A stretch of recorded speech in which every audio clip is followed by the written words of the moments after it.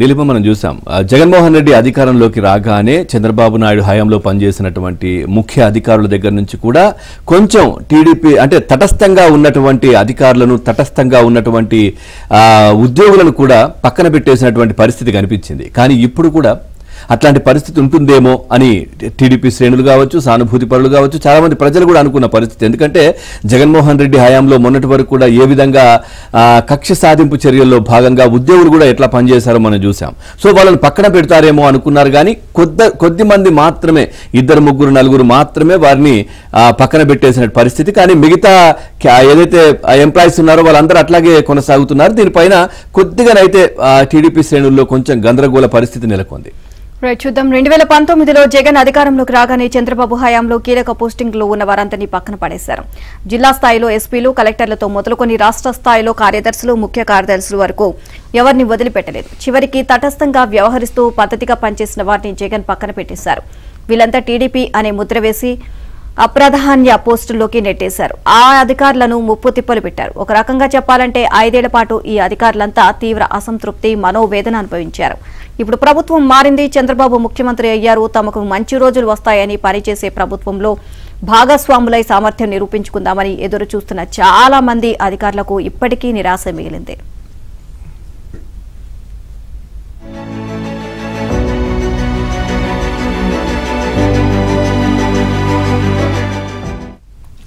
తప్పుడు అధికారుల లెక్క తేలుస్తామని చంద్రబాబు, రెడ్ బుక్ అంటూ లోకేష్ ఎన్నికల ముందు ప్రదర్శించిన ఆవేశానికి అర్థముంది.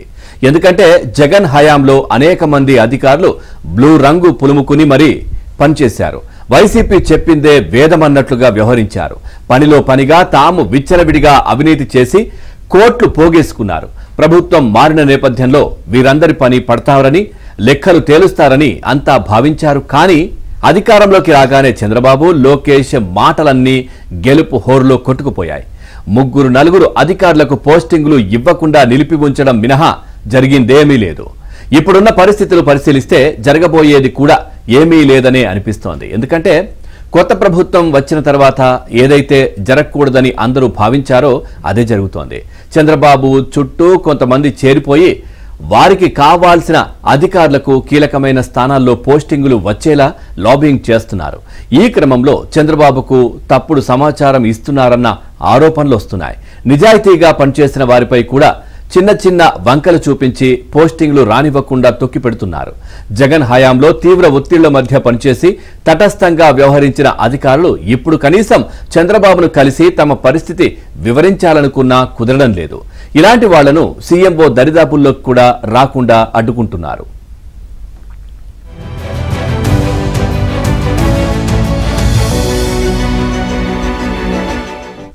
చంద్రబాబు పేషీలోని అధికారులందరినీ పక్కన పెట్టిన జగన్ సీనియర్ ఐఏఎస్ అధికారి సాయి ప్రసాద్ కు మాత్రం ప్రాధాన్యమిచ్చారు. సీసీఎల్ఏతో పాటు రెవెన్యూ స్పెషల్ సీఎస్ గా చాలా కాలం పనిచేశారు. ఒకే అధికారికి 2 అత్యంత కీలక పోస్టులను ఇచ్చారంటేనే జగన్ ఆయనకు ఇచ్చిన ప్రాధాన్యాన్ని అర్థం చేసుకోవచ్చు. సాయి ప్రసాద్ వ్యవహార శైలిపై వచ్చిన ఆరోపణలు అన్ని ఇన్ని కావు. అత్యంత చిత్రంగా చంద్రబాబు కూడా సాయి ప్రసాద్ కు పిలిచి పీఠమెక్కించారు. ఆయనకు అత్యంత కీలకమైన సాగునీటి శాఖను అప్పగించారు. ఇదే ఒక పెద్ద చిత్రం కాగా ఆయన నిత్యం సీఎంఓకు వెళ్లి మేనిఫెస్టోలు ఎలా అమలు చేయాలి, ఏం చేస్తే బాగుంటుంది అంటూ సలహాలు, సూచనలు ఇస్తున్నారు.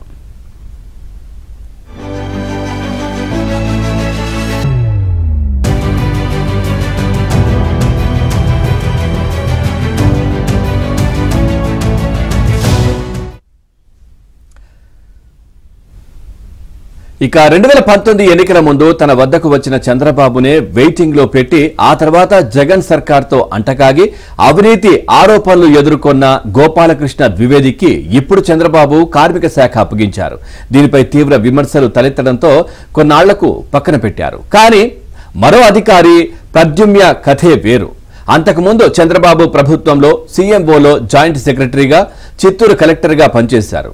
ఇక ఆ తర్వాత జగన్ ప్రభుత్వం ఆయన్ని మరో విధంగా ఉపయోగించుకుంది. ఐఏఎస్ అసోసియేషన్ జనరల్ సెక్రటరీ హోదాలో చంద్రబాబు పైనే ప్రద్యుమ్య విమర్శలు గుప్పించారు. ఇక ఆయన సతీమణి శిల్ప వైసీపీ లీగల్ సెల్లో భాగస్వామి. ఇప్పుడు అదే ప్రద్యుమ్న బాబు పేషీలో కీలక అధికారిగా చేరిపోయారు. ఓవరాల్ గా ఇదే అంశానికి సంబంధించి మరింత సమాచారాన్ని మా కరెస్పాండెంట్ సత్యాన్ని అడిగి తెలుసుకుందాం. సత్య, బాబు వచ్చాక కూడా ఎక్కడా కూడా మార్పు అనేది జరగలేదు. సో ఎవరైతే జగన్ హయాంలో కీలక పోస్టుల్లో ఉన్నారో వాళ్ళందరూ కూడా ఇంకా కొనసాగుతున్నారు. ఓవరాల్ గా అప్డేట్స్ ఏంటి? చంద్రబాబు అధికారంలోకి వచ్చాక ఐఏఎస్ లు కీలక అధికారుల పోస్టింగ్ల విషయంలో చాలా జరిగిపోతుందని ఊహించిన వాళ్ళందరికీ కూడా ఆశ్చర్యానికి కలుగజేసే విధంగా ముఖ్యమంత్రి అదేవిధంగా ఆయన పేషి వ్యవహరిస్తున్న పరిస్థితి అయితే ఉంది. ముఖ్యంగా ఐఏఎస్ పోస్టింగ్ల తీరుపై సర్వత్రా విషయం వ్యక్తం అవుతుంది. ఎందుకంటే ముఖ్యమంత్రి చుట్టూ ఉన్నవారు తమ వారు అనుకునే వారిని లాబింగ్ ద్వారా తీసుకొచ్చి పోస్టింగ్లు ఇప్పించే ప్రయత్నం చేస్తుండడం, అయినా సరే దీన్ని గుర్తించకపోవడం అనేది ప్రధాన లోటుగా ఇప్పుడు మనం భావించాల్సి ఉంటుంది. 5 ఏళ్ల పాటు జగన్ ప్రభుత్వంలో నానా కష్టాలు పడిన వారెవరికి కూడా ఎటువంటి ప్రాధాన్య పోస్టులు దక్కనివ్వకపోవడం, వాళ్లకు న్యాయం జరగకపోవడం, గత ప్రభుత్వంలో కీలక స్థానాల్లో ఉన్నటువంటి సాయి ప్రసాద్ కు జలవనరుల శాఖ అప్పగించడం, బాబును విమర్శించిన అంటే ఐఏఎస్ల సంఘంగా ఉంటూ బాబును విమర్శించినటువంటి ప్రద్యుమ్నకు పేషీలోనే నేరుగా సీఎం పేషీలోనే చోటు దక్కడం, సాయిరెడ్డి చెప్పినట్టల్లా విన్న సృజన ఎన్టీఆర్ జిల్లా కలెక్టర్ గా అప్పట్లో విజయనగరం జిల్లా కలెక్టర్ గా సృజనకు విశాఖపట్నం జిల్లాలో పనిచేసిన సృజనకు ఎన్టీఆర్ జిల్లా కలెక్టర్ గా ఇవ్వడం, అదేవిధంగా జవహర్ రెడ్డికి అసైన్ భూములకు సంబంధించి అప్పగించినటువంటి నాగలక్ష్మికి రాజధాని ప్రాంతమైన గుంటూరు కలెక్టర్ గా వేయడం, పెద్దిరెడ్డి సన్నిహితులు అందరికీ కూడా మంచి పోస్టింగులు ఇవ్వడం వంటివి ఇప్పుడు చర్చనీయాంశమయ్యాయి.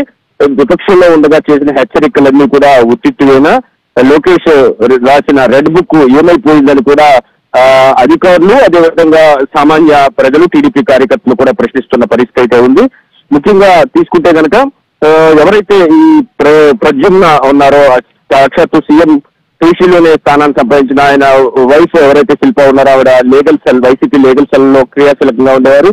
గతంలో చంద్రబాబుపై విమర్శలు చేయడానికి ఐఏఎస్ల సంఘం ప్రధాన కార్యదర్శిగా ఆయన నేరుగా మీడియా సమావేశం పెట్టి మరీ తిట్టిపోసిన పరిస్థితి కూడా ఉంది. అటువంటి ప్రజలకు కీలక బాధ్యతలు అప్పగించడం, అదేవిధంగా సాయి ప్రసాద్ ఎవరైతే గతంలో జగన్ సర్కార్ లో కీలకమైనటువంటి స్థానాల్లో ఉన్నారో ఆయనకు జలవనరుల శాఖ అప్పగించడం, పైగా టీడీపీ హయాంలో ఉన్నటువంటి సూపర్ 6 ఫార్ములాను ఏ విధంగా అమలు చేయాలి, ఈ మేనిఫెస్టోని ఏ విధంగా ముందుకు తీసుకెళ్లాలని దానికి సీఎంఓకి వచ్చి ఆయన సలహాలు ఇస్తుండడం, ఇవన్నీ కూడా చూస్తే కనుక ఎవరైతే 5 ఏళ్ల పాటు లూప్ లైన్ లో ఉండి నానా ఇబ్బందులు పడ్డా అధికారులు అయితే ఒకంత అసహనానికి గురవుతున్న పరిస్థితి అయితే ఉంది.